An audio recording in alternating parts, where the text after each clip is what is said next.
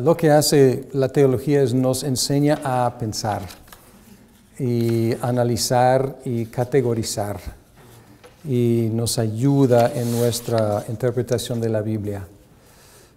Pues empezamos a observar cosas y relaciones que no habíamos visto antes. Entonces, si logramos eso, es un éxito. Sí. Bien. Si la muerte de Cristo logró objetivamente lo que dijimos, logró el perdón de los pecados, si logró la satisfacción de las demandas de la ley, si logró aplacar a Dios, pacificar a Dios y, a decirlo positivamente, si logró asegurar el favor de Dios, la pregunta es, ¿para quiénes? ¿Para quiénes? Otra manera de hacer la pregunta es, si queremos hacer la pregunta muy sencillamente, ¿por quiénes murió Cristo? Y parece ser una pregunta muy sencilla, pero tenemos que ser muy cuidadosos con cómo contestar esta pregunta. Porque ya hemos dicho que es la muerte de Cristo y que logró la muerte de Cristo. Logró perdón de los pecados. Entonces, tenemos que concluir que todos por los cuales murió Cristo serán perdonados. Logró satisfacer todas las demandas de las leyes. Entonces, tenemos que concluir que la ley está satisfecha para todos los por los cuales murió Cristo. Entonces, tenemos que pensarlo muy bien. Si logró algo objetivamente Cristo, entonces tenemos que pensar en por quiénes logró eso.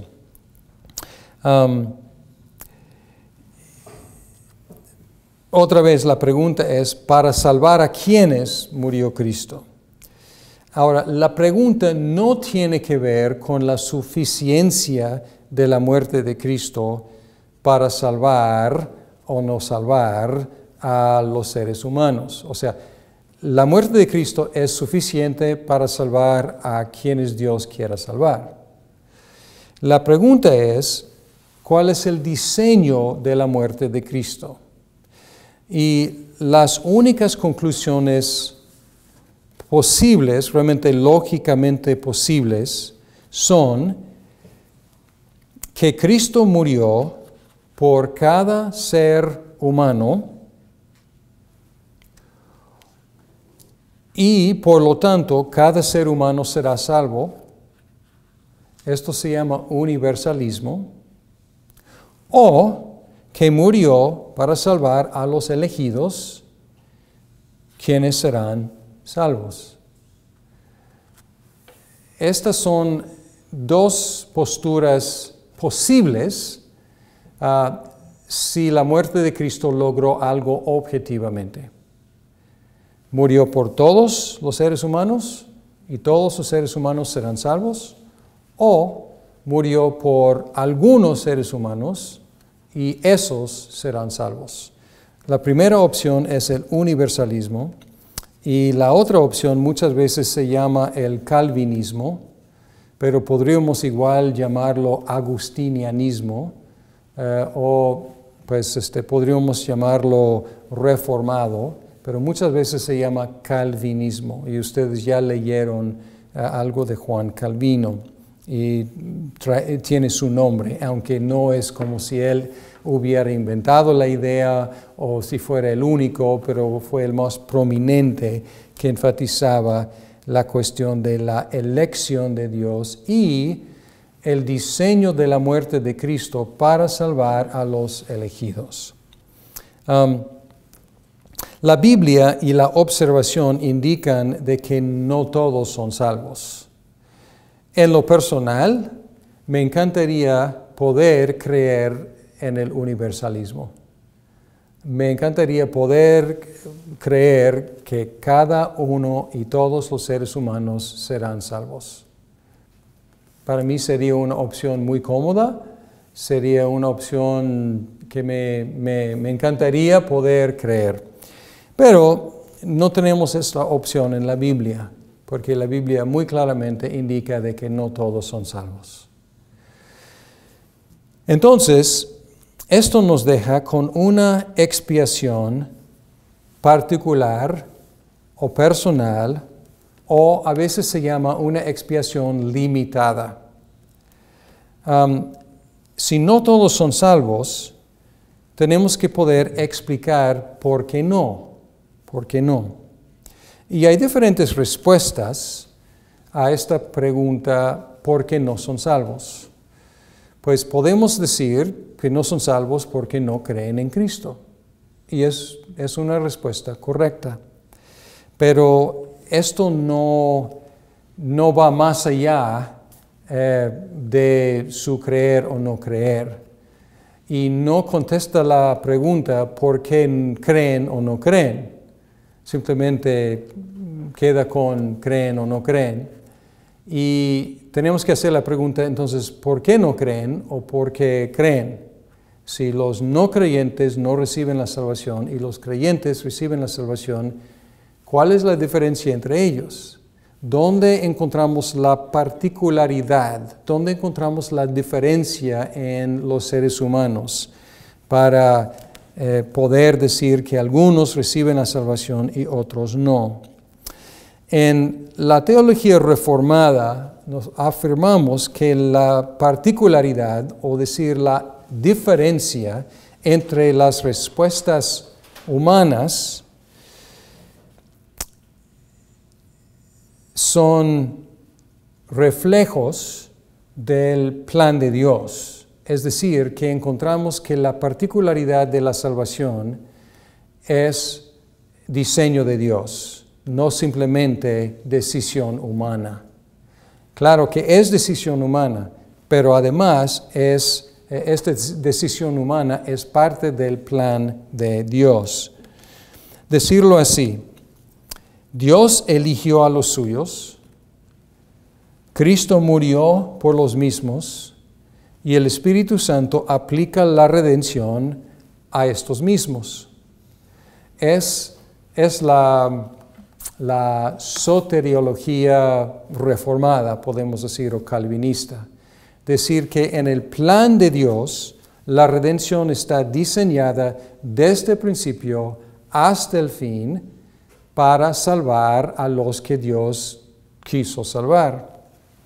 Podemos ver, por ejemplo, en la Confesión de Fe de Westminster 8, que es sobre Cristo el mediador, y el párrafo 5, que dice: el Señor Jesucristo, por su perfecta obediencia y por el sacrificio de sí mismo que ofreció una sola vez por el Espíritu eterno de Dios, ha satisfecho plenamente a la justicia de su Padre y compró para ellos que éste le había dado no solo la reconciliación, sino también una herencia eterna en el reino de los cielos. Lo que está afirmando aquí es que la muerte de Cristo realmente logró algo, realmente compró algo, realmente consiguió algo, realmente aseguró algo. Y aseguró todo lo que menciona aquí. ¿Para quiénes? Para los, ¿cómo lo describe? Los que Dios le había dado, es decir, los elegidos.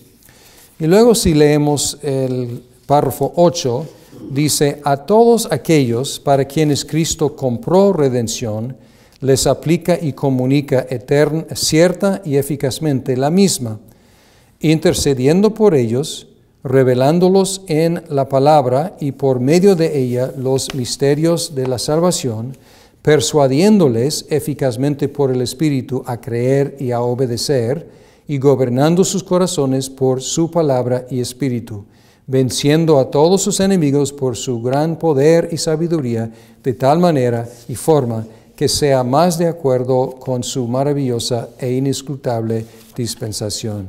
Entonces, ¿qué está diciendo? Está diciendo que Dios eternamente eligió a los suyos, Cristo efectuó la redención de los suyos y el Espíritu Santo aplicó a estos mismos los beneficios de la redención, creando fe en ellos y arrepentimiento en ellos. Entonces, aquí tenemos una explicación que de alguna forma nos inquieta, pero de otra forma por fin nos revela y nos explica un enigma.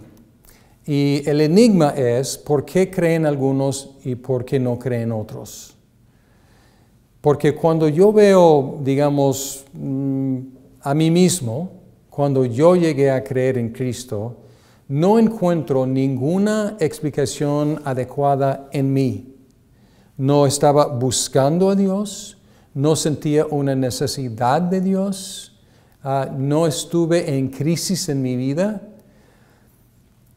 Y cuando veo para atrás y veo mi propia conversión, es misteriosa para mí. No encuentro nada en mí que haya producido fe en mí mismo. Entonces, mi fe es un misterio para mí. Y cuando ya que soy cristiano y yo presento el Evangelio a dos personas, yo encuentro que una persona cree el Evangelio y otra persona no cree el Evangelio. No puedo encontrar una diferencia adecuada en ellos para explicar esta diferencia de respuesta. No puedo decir uno era mejor que el otro, más justo que el otro, más inteligente que el otro, más espiritual que el otro. No puedo encontrar ninguna explicación en ellos para explicar la fe de uno y la falta de fe de otro. Entonces, lo que estamos encontrando aquí es que la explicación no está en ellos. La explicación está en el plan de Dios. ¿Cuál es la explicación por la fe de uno? Pues Dios lo escogió, Cristo murió por él y el Espíritu Santo produjo fe en él. Y esta idea de alguna forma nos inquieta porque nos parece como no democrático, nos parece como quizás injusto que Dios haya escogido a los suyos. Y es la parte que nos inquieta como seres humanos sobre esta doctrina o esta colección de doctrinas sobre la elección del Padre, la propiciación particular o personal que hizo el Hijo y la aplicación que el Espíritu Santo hace en los elegidos. Y por lo tanto, como nos inquieta, la postura más común, tanto entre los católicos romanos como entre los evangélicos, se llama arminianismo. Y arminianismo tiene su nombre de Jacobo Arminius, que fue un pastor reformado en Holanda, y él protestó contra esta idea calvinista o reformada. Y lo que ellos, arminios y sus seguidores, que son, como digo, la mayoría, creo, de los evangélicos y, por supuesto, los católicos romanos, ellos también tienen que reconocer que no todos creen. No todos creen. Y ellos también tienen que hacer la pregunta, ¿por qué algunos creen y otros no creen? Y ellos tienen que buscar una explicación no en Dios y en su plan, sino en la persona. Y ellos dicen básicamente que es una cuestión de ejercer su propia voluntad. Y hasta ahí está bien, porque por supuesto cuando llegamos a creer, estamos ejerciendo nuestra propia voluntad. Nosotros somos los que estamos creyendo. Es un ejercicio de nuestra voluntad, pero realmente no contesta la pregunta. Porque la pregunta es por qué uno ejerce su voluntad para creer y el otro ejerce su voluntad para no creer. Entonces la explicación arminiana realmente no es una explicación. Y luego, para no caer en decir que es mérito humano, dicen que es por una gracia previa, que una gracia previa les permite ejercer su voluntad para creer. Y pues desde luego tiene que ser una gracia para que una persona cree. Pero otra vez, si ellos dicen que cada persona tiene esa gracia previa, todavía no tienen una explicación de por qué algunos creen y otros no creen. Entonces, aunque estas preguntas nos pueden inquietar porque estamos hablando de seres humanos y estamos hablando de su destino eterno y estamos hablando de seres queridos, posiblemente también, estas preguntas nos inquietan, pero con cualquier respuesta nos inquietan, porque ninguna respuesta quita, salvo el universalismo, que si vamos a ser bíblicos tenemos que rechazar. Si rechazamos el universalismo, ninguna explicación quita el hecho de que algunos creen para la salvación y otros no creen y ellos no reciben la salvación. O sea, en cualquier explicación no universalista, todavía tenemos que luchar con este hecho, esta realidad de que algunos creen y otros no creen. Y como mencioné, el arminianismo es una explicación que realmente no explica. O sea, todavía no explica por qué algunos creen y otros no creen. El calvinismo tiene el mérito de poder explicar. ¿Y cuál es la explicación? La explicación es el plan de Dios, de escoger algunos, de expiar sus pecados en la muerte de Cristo y de aplicar a ellos los beneficios de la obra de Cristo por medio del Espíritu Santo. Bien, este es el tema del alcance del para quiénes es la muerte de Cristo, por quiénes. Vamos ahora a textos, porque es una cosa hablar teóricamente, vamos a tratar de ver cómo entender lo que dice la Biblia al respecto. Pero ¿están conmigo en cuanto a cuál es la problemática, cuál es la pregunta? Y es una pregunta que realmente todos tenemos que luchar con esta pregunta, en cuanto a simplemente observando que algunos creen para salvación y otros no, cuál es la explicación. Y esto nos hace pensar en por quiénes murió Cristo. Bien. Y esta doctrina de la expiación personal a veces se llama expiación limitada, pero yo prefiero hablar de expiación particular o expiación personal. Porque cuando hablamos de expiación limitada, tenemos que reconocer que tanto el arminianismo como el calvinismo tienen una expiación limitada, pero limitada en diferentes sentidos. En el calvinismo, el diseño de la expiación de la muerte de Cristo es limitado a los elegidos.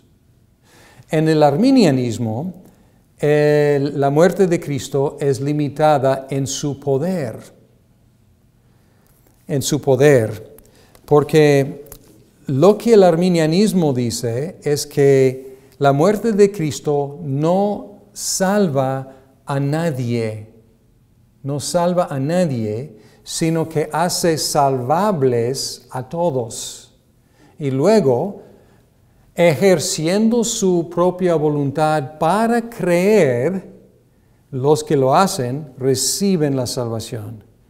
Pero no asegura, no logra, no efectúa la muerte de Cristo la salvación de nadie. Entonces, por eso no me gusta el nombre expiación limitada, porque en los dos casos es limitada. En caso de los calvinistas, limitada en su diseño; en cuanto a los arminianos, limitada en su eficacia. Bien, vamos a ver unos textos. Hay algunos textos que indican que Cristo murió por los suyos. Juan 10, 11. Juan 10, 11. Dice el ladrón.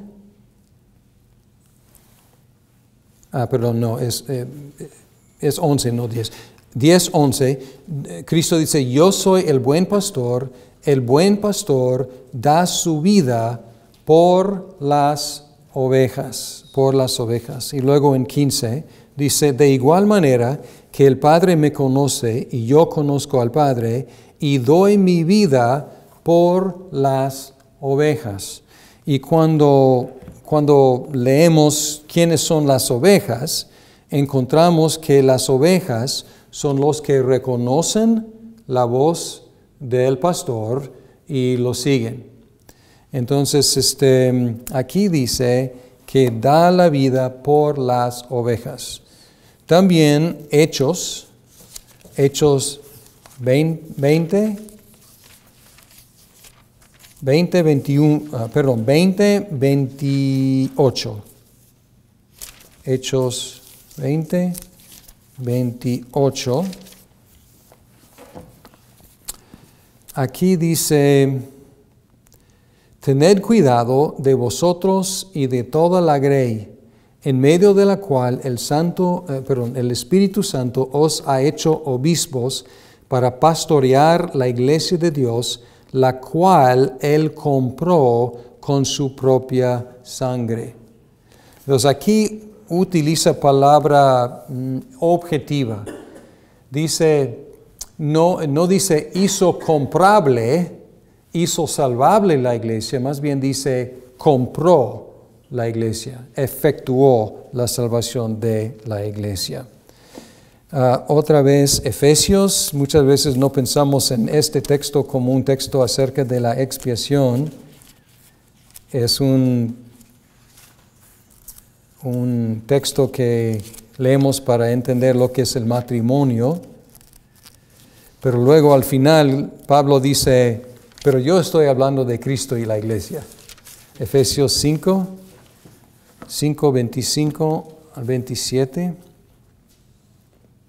Dice: maridos, amad a vuestras mujeres, así como Cristo amó a la iglesia y se dio a sí mismo por ella, para santificarla, habiéndola purificado por el lavamiento del agua con la palabra, a fin de presentársela a sí mismo una iglesia en toda su gloria, sin que tenga mancha, ni arruga, ni cosa semejante, sino que fuera santa e inmaculada.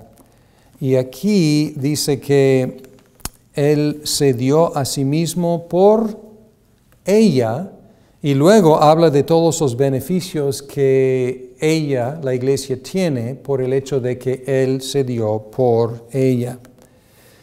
Podemos ver Mateo 1, 21. Mateo 1, 21. Y aquí dice: y dará a luz un hijo, y le pondrás por nombre Jesús, porque él salvará a su pueblo de sus pecados, a su pueblo de sus pecados. Y luego podemos ver Romanos 8, 32 al 35. Dice, el que no eximió ni a su propio Hijo, sino que lo entregó por todos nosotros, ¿cómo no nos concederá también con él todas las cosas? ¿Quién acusará a los escogidos de Dios? Dios es el que justifica. ¿Quién es el que condena? Cristo Jesús es el que murió, sí, más aún, el que resucitó, el que además está a la diestra de Dios, el que también intercede por nosotros. ¿Quién nos separará del amor de Cristo? ¿Tribulación, o angustia, o persecución, o hambre, o desnudez, o peligro, o espada? Y pues podemos seguir leyendo.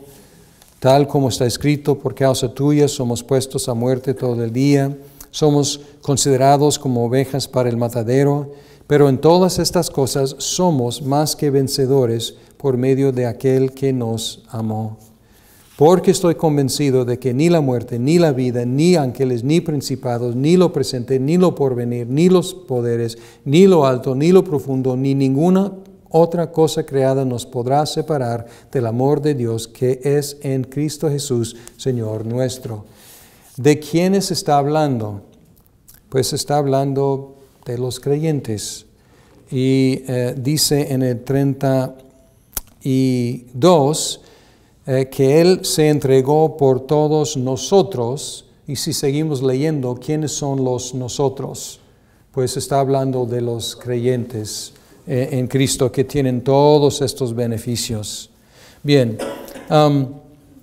estos son por un lado.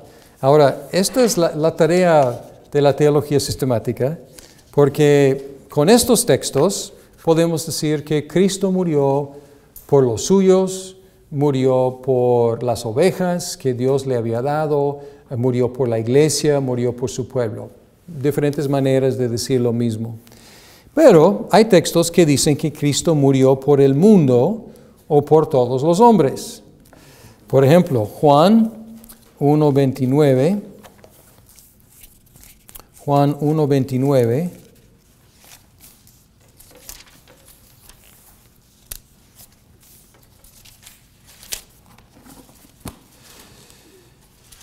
Dice, al día siguiente vio a Jesús que venía hacia él y dijo, he aquí el Cordero de Dios que quita el pecado del mundo.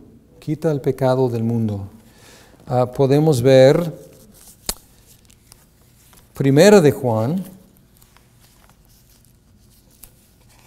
2:2, que acabamos de leer hace rato. Primera de Juan 2:2. Y este es uno de los más fuertes. Dice, Él mismo es la propiciación por nuestros pecados, y no solo por los nuestros, sino también por los del mundo entero. Y podemos ver Romanos 5. Romanos 5. 18 y 19. Dice, así pues, tal como por una transgresión resultó la condenación de todos los hombres, así también por un acto de justicia resultó la justificación de vida para todos los hombres. Porque así como por la desobediencia de un hombre los muchos fueron constituidos pecadores, así también por la obediencia de uno los muchos serán constituidos justos. Y luego uno más. Segunda de Corintios 5. Segunda de Corintios 5. 14 y 15. Dice, pues el amor de Cristo nos apremia, habiendo llegado a esta conclusión, que uno murió por todos, por consiguiente, todos murieron, y por todos murió, para que los que vivan ya no vivan para sí, sino para aquel que murió y resucitó por ellos. Entonces aquí, leyendo estos, suena como una expiación universal. Pero ¿cómo vamos a hacer ahora el trabajo arduo de la teología sistemática? Porque tenemos algunos textos que parecen decir que Él murió por los suyos y tenemos otros que parecen decir que murió por todos. ¿Qué vamos a hacer, teólogos? Pues Es un contraste, ¿no? puede ser un contraste o nos hace investigar más profundamente los textos. Porque lo único que hemos hecho hasta ahora es el primer paso. ¿Se acuerdan de los 3 pasos de la teología? Escoger, estudiar Sí. y soportar, y hacer un bosquejo. Sí. Entonces, el primer paso es lo que hicimos. O sea, buscamos textos que hablan del tema. Ahora tenemos que profundizar más en estos textos y luego ver cómo podemos declarar la doctrina. Bien. Cuando vemos algunos de estos textos, no a simple vista, pero más profundamente, tenemos que reconocer que los todos son en el contexto limitados a cierto grupo. Por ejemplo, si leo otra vez 2 Corintios 5, 14 y 15, dice, pues el amor de Cristo nos apremia, habiendo llegado a esta conclusión, que uno murió por todos, por consiguiente todos murieron. Y por todos murió para que los que viven ya no vivan para sí, sino para aquel que murió y resucitó por ellos. Entonces les pregunto, ¿quiénes son los que ya no viven para sí, sino que viven para aquel que murió y resucitó? ¿Quiénes son? ¿Todos los seres humanos? Sí. Entonces, el contexto mismo, si leemos otra vez, encontramos que Él está hablando de todos, ¿qué? Todos los creyentes, ¿ok? Entonces, este texto, pues, en el contexto, no está hablando de todos los seres humanos sin distinción, pero está hablando de todos los... Esto es 2 Corintios 5, 14 y 15. 14 y 15. Entonces, igual, si regresamos a Romanos 5, 18 y 19, dice que, así pues, tal como por una transgresión resultó la condenación de todos los hombres, así también por un acto de justicia resultó la justificación de vida para todos los hombres. Porque así como por la desobediencia de un hombre los muchos fueron constituidos pecadores, así también por la obediencia de uno los muchos serán constituidos justos. Cambió de todos a muchos. Interesante, cambió de todos a muchos. Y aun cuando vemos los todos, en el contexto estamos viendo que Adán representó a los suyos y Cristo representa a los suyos. Entonces, no es hacer violencia al texto, decir o leer pensando así pues, tal como por la transgresión resultó la condenación de todos los hombres, es decir, todos los hombres representados por Adán, así también por un acto de justicia resultó la justificación de vida para todos los hombres representados por Cristo. Y si extendemos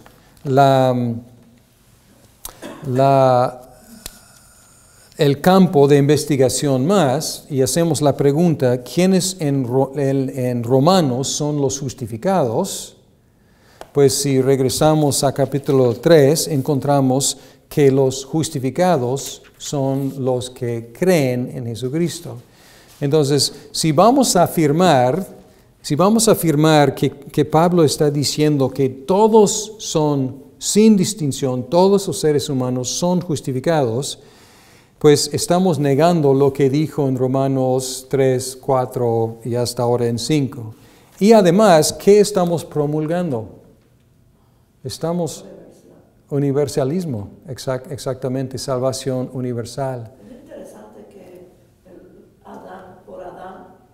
todos fueron muertos, ¿no? Ujú. Pero por Cristo los suyos serán salvos. Sí. Que no todos en ese ejemplo. Sí, a menos que queramos pensar, porque luego cambia la palabra a muchos y muchos, pero podríamos decir todos los representados por Adán Pero eso murieron. y todos los representados por Cristo. Viven. Sí, entonces en los dos casos son todos los representados. Sí, y podemos también decir que hay una excepción en el caso de Adán,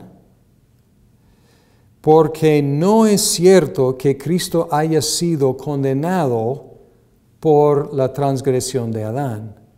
Entonces hay una excepción a los todos, ¿no? En cuestión de Adán. Entonces todos menos uno. Entonces nos indica de que esta palabra todos no necesariamente significa absolutamente cada uno, si el contexto nos indica que hay una restricción. Y él da la idea de que hay una restricción, porque luego habla de los muchos.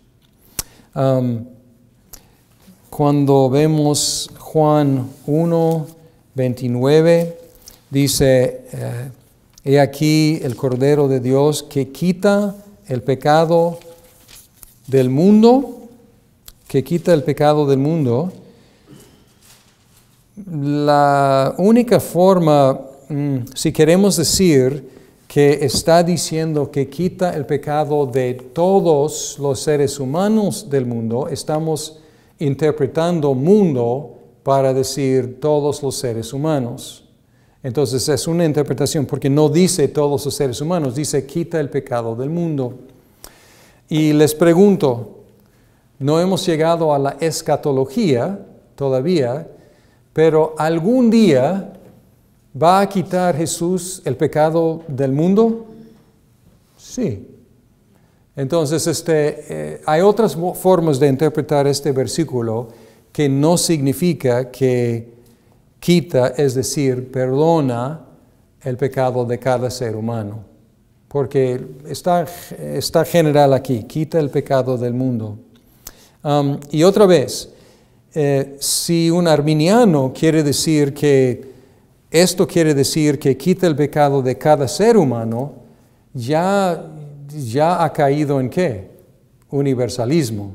Y entonces ha demostrado demasiado, ha ido mucho más allá de lo que quiso demostrar. Una de las más difíciles, digamos, de entender en una forma calvinista es Juan 2.2, primero de Juan 2.2, que acabo de leer. El mismo es la propiciación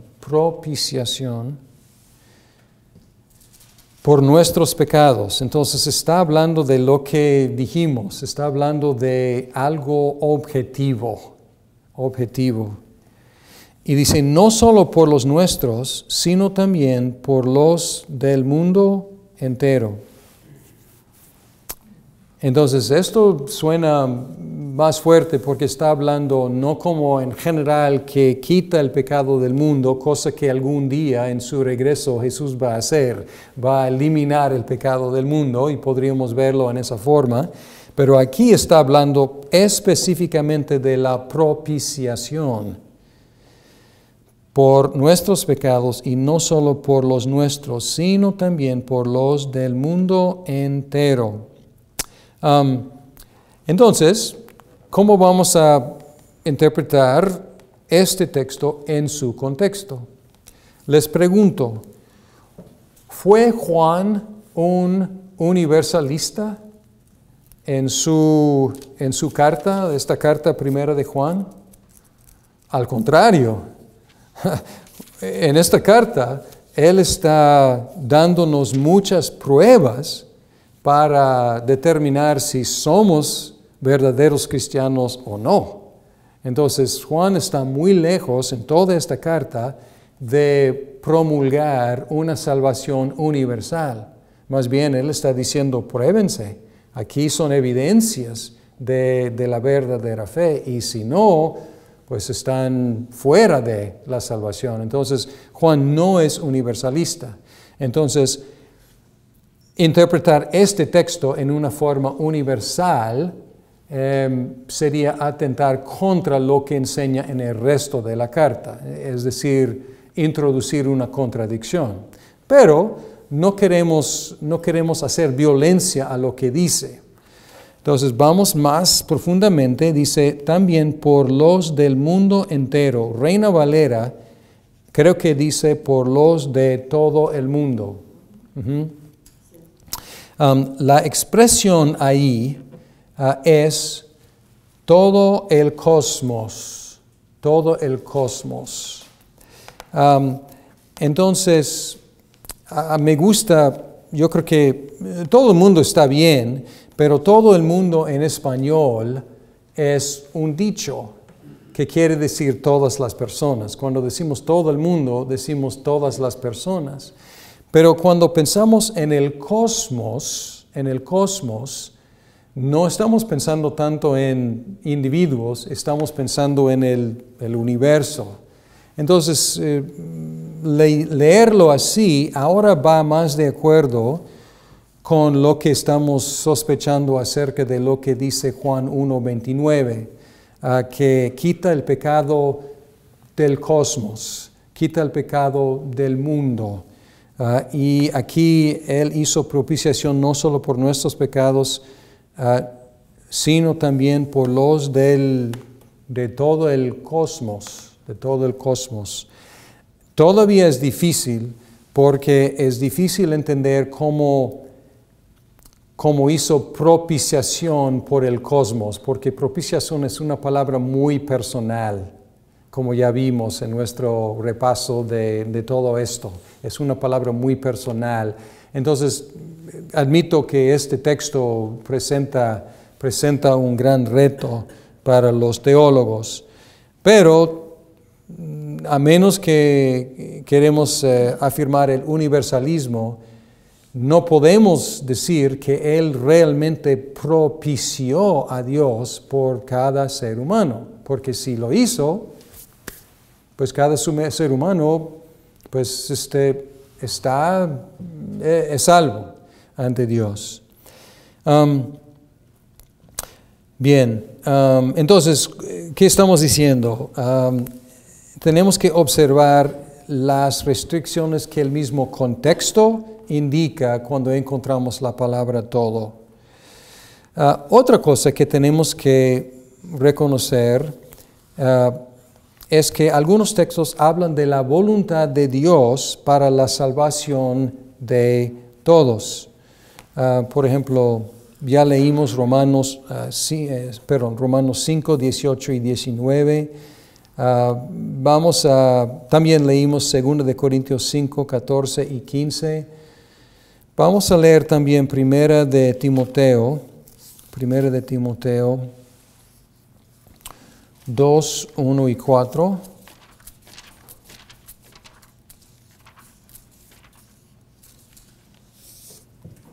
Uno al 4, dice, exhorto pues, ante todo que se hagan rogativas, oraciones, peticiones y acciones de gracias por todos los hombres, por los reyes y por todos los que están en autoridad, para que podamos vivir una vida tranquila y sosegada con toda piedad y dignidad.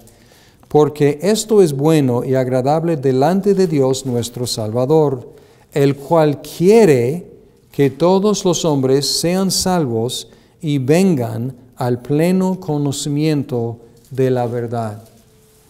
Es un texto, pues, también un poco difícil para cualquier persona, no solamente para calvinistas o arminianos. Porque si Dios quiere que todos los hombres sean salvos, entonces, ¿por qué no lo hace? Porque es obvio que no lo hace. Entonces tenemos un enigma aquí. Si quiere que todos los hombres sean salvos y vengan al pleno conocimiento de la verdad, ¿por qué no lo efectúa este querer, este deseo? Pues aquí podemos hacer un par de comentarios. Uno es que el contexto, cuando usa la palabra todos, el contexto da la idea de que está hablando de todos los diferentes rangos de sociedad, todos los diferentes grupos de humanos, porque menciona algunos grupos. Dice, exhorto pues ante todo que se hagan rogativas, oraciones, peticiones y acciones de gracias por todos los hombres. Y luego dice, por los reyes, por los que están en autoridad, y luego habla de que pues orando por ellos podemos vivir tranquilamente. Entonces aquí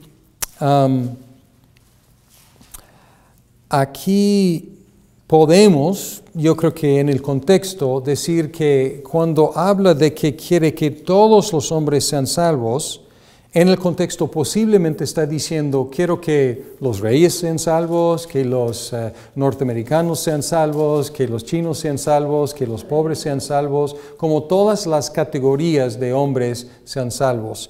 Puede ser una explicación.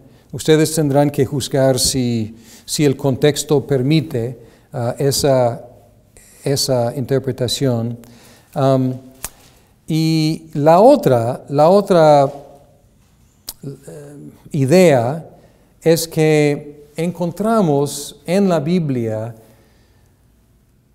que hay ciertas cosas reveladas de la voluntad de Dios y otras cosas que Dios no revela. Entonces, y puede haber a veces una tensión entre estas cosas. Por ejemplo, Dios quiere que todos obedezcamos su santa ley. Claro. Entonces, pero no ha ordenado, no ha decretado, no ha garantizado que todos obedezcamos su santa ley. Entonces, aquí tenemos como una tensión entre lo que Dios quiere en cuanto a su voluntad revelada y lo que Dios ha decretado, y no tenemos acceso a eso. No estamos tratando de decir que hay una tensión en Dios, pero nosotros tenemos solamente parte de la información. Tenemos su palabra revelada. No tenemos acceso a su decreto eterno. Solamente la parte que está revelado aquí. Entonces, en su palabra, ¿qué dice? Cree en el Señor Jesucristo y serás salvo. Esto es lo que nos toca a nosotros. Ahora, ¿qué ha decretado en cuanto a quiénes van a creer y no creer? Pues no tenemos acceso a eso. Entonces, nosotros, ¿en qué nivel operamos? ¿Operamos en el nivel del decreto secreto de Dios? No, porque no tenemos acceso a eso. Nosotros tenemos que operar, y los mismos escritores del Nuevo Testamento tuvieron que operar al nivel de lo que Él ha revelado. Entonces, ¿qué ha revelado? Pues Él manda que todos se arrepientan y que crean en Jesucristo. Es lo que ha revelado en cuanto a lo que quiere, lo que es su voluntad. Pero este no es el único ejemplo en cuanto a cómo Dios expresa su voluntad en sus mandatos, pero en su decreto, pues es claro que no ha efectuado que todos respondan positivamente a lo que es su voluntad expresada. ¿Me explico? ¿Sí? Bien. Todos pueden significar judíos como gentiles, todos los creyentes, todos los gobernantes, dependiendo del contexto. Bien. Y la otra cosa, a veces se entiende esta cuestión del alcance de la muerte de Cristo, el diseño de la muerte de Cristo, la expiación particularizada, la expiación personal, a veces se entiende como si estuviera en contra de las invitaciones que el Evangelio extiende a todo el mundo. Pero al contrario, la base de nuestra predicación del Evangelio o el apoyo de nuestra predicación al Evangelio es que Dios ha escogido a los suyos, Cristo ha muerto por los suyos y el Espíritu Santo inevitablemente, irresistiblemente traerá a los suyos a creer en Cristo y recibir la salvación. Entonces, esto, lejos de desanimarnos, debe animarnos a predicar el Evangelio sabiendo que algunos responderán. Algunos responderán. ¿Por qué? Porque ¿se acuerdan cuando Pablo estaba recibiendo oposición y no había gran respuesta y Dios le dice, sigue predicando porque tengo mucho pueblo en este lugar? Pero no habían respondido todavía, pero Dios tenía a los suyos que iban a responder. Y podemos predicar sabiendo que Dios tiene mucho pueblo y que ellos van a responder. Ahora, muchas veces encuentran que dicen que no, pues el calvinismo y el evangelismo no van de la mano. Y históricamente no es cierto.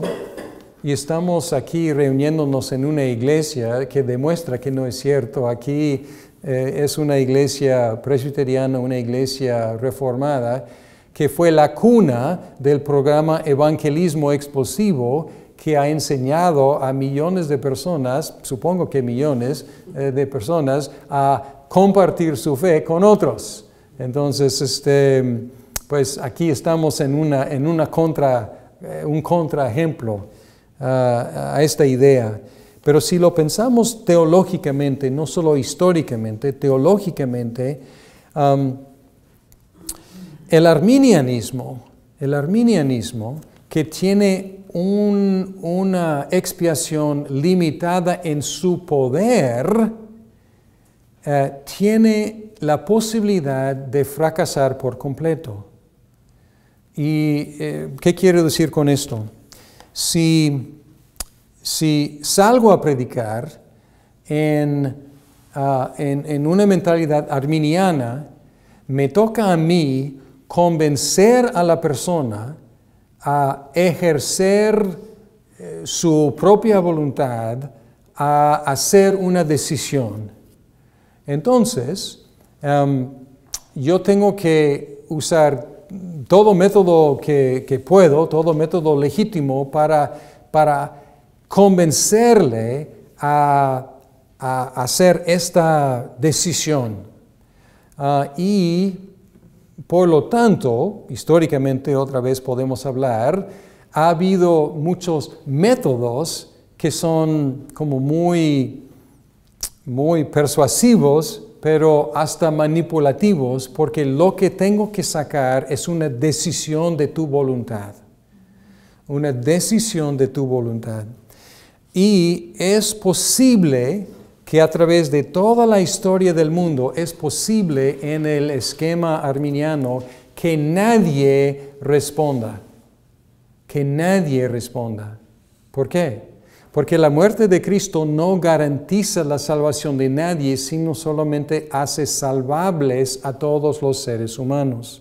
Entonces, teóricamente, gracias a Dios no es lo que pasó, pero teóricamente en un esquema arminiano es posible que nadie nunca responde al Evangelio. Pero en el esquema calvinista, no es solamente posible que la gente responda, es necesaria que la gente responda, es garantizado que la gente responda. ¿Por qué? Porque Dios los escogió, Cristo garantizó, efectuó su salvación en una forma objetiva y todavía no hemos llegado a la neumatología, pero el Espíritu Santo efectivamente los traerá a la salvación.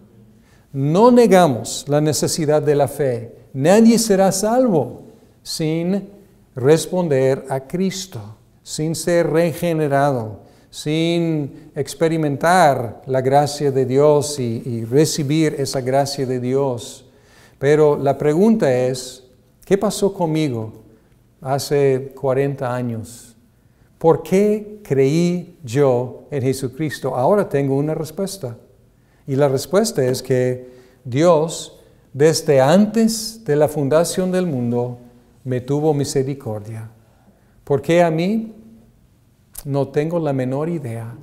No encuentro ninguna explicación en mí. Es por su pura y soberana gracia. Y que hace 2000 años Cristo murió por mí. Y en 1979, el Espíritu Santo efectivamente obró en mí para producir fe y arrepentimiento. Entonces yo no puedo tomar crédito por ningún paso de lo que pasó en mi salvación. Toda la gloria es de Dios. Y si tú me preguntas, me cayó muy en gracia. Estuve en un evento de la comunidad y nuestra iglesia tenía una mesa ahí y otras iglesias tenían mesas ahí. Y yo me fui a presentarme, no solo con las iglesias, pero quise ir y presentar y animar a las otras iglesias y luego platicar con otras personas también, de grupos y negocios, etc. Y fui con una iglesia y la esposa de del pastor inmediatamente me empezó a preguntar qué diría yo a Dios si Él me preguntara por qué debo dejarte entrar aquí en el cielo. Y me cayó en gracia porque es el método que utilizaron aquí en evangelismo explosivo. Son 2 preguntas que hacen y fue el método en el cual fui yo entrenado hace 40 años. Y esta hermana estuvo haciéndome esas preguntas y me encantó. ¿Y cuál fue mi respuesta? Mi respuesta no fue cuando preguntó ¿por qué debes tener o crees que podrías tener entrada en el cielo y la salvación? Mi respuesta no fue porque yo decidí creer. No, mi respuesta fue Jesucristo es mi justicia. Jesucristo satisfizo Dios y Él dio su vida por mí y Él resucitó por mí y esto es lo que creo. Pero la respuesta no es lo que he hecho yo al creer, la respuesta es lo que hizo Cristo al dar su vida y resucitar por mí. Entonces nosotros al salir, pues predicamos sabiendo que va a haber una buena respuesta. Hechos combina estos hechos del plan eterno de Dios y la respuesta en el tiempo. Y cada cristiano ha experimentado eso. En Hechos capítulo 13, Hechos 13,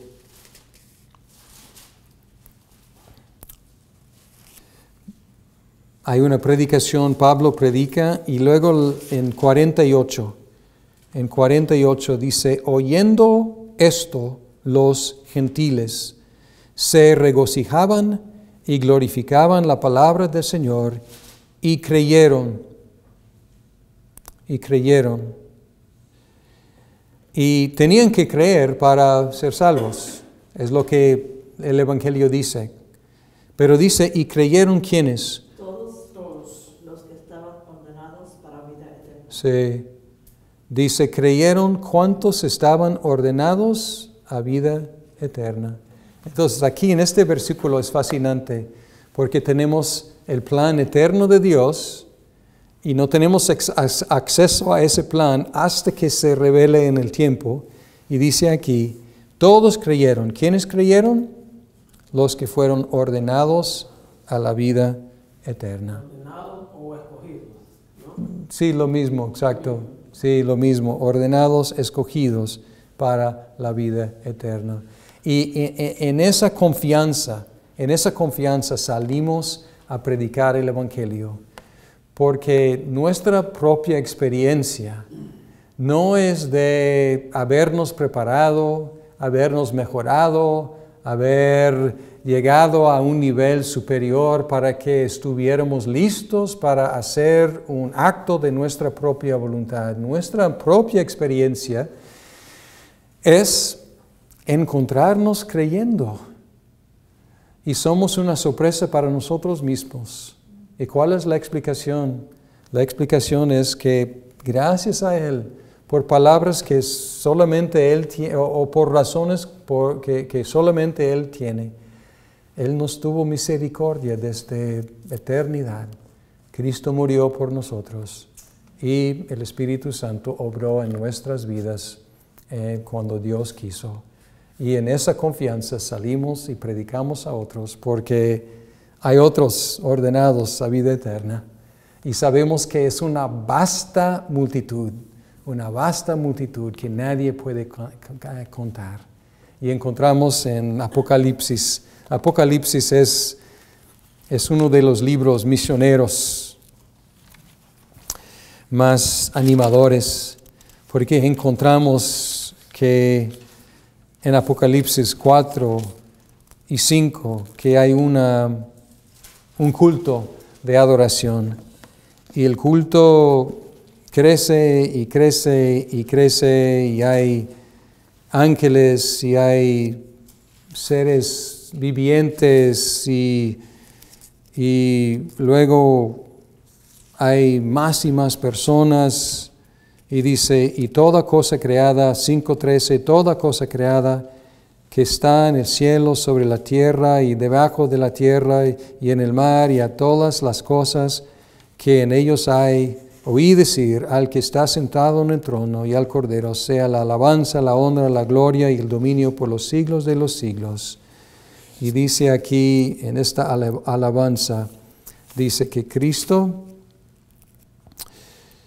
el Cordero de Dios, déjame encontrar lo que busco aquí.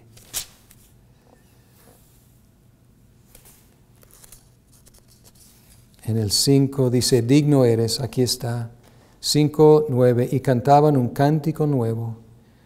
Digno eres de tomar el libro y de abrir sus sellos, porque tú fuiste inmolado y con tu sangre compraste para Dios a gente de toda tribu, lengua, pueblo y nación, y ellos has hecho un reino y sacerdotes para nuestro Dios, y reinarán sobre la tierra.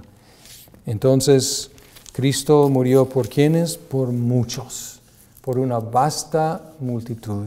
Por eso salimos a predicar con confianza de que por medio de la locura de la predicación, como Pablo lo dice, Dios va a traer a los suyos. Bien, y hasta ahí para el día de hoy. Y en 8 días, si Dios permite, seguimos con la eclesiología, que es la doctrina acerca de la iglesia.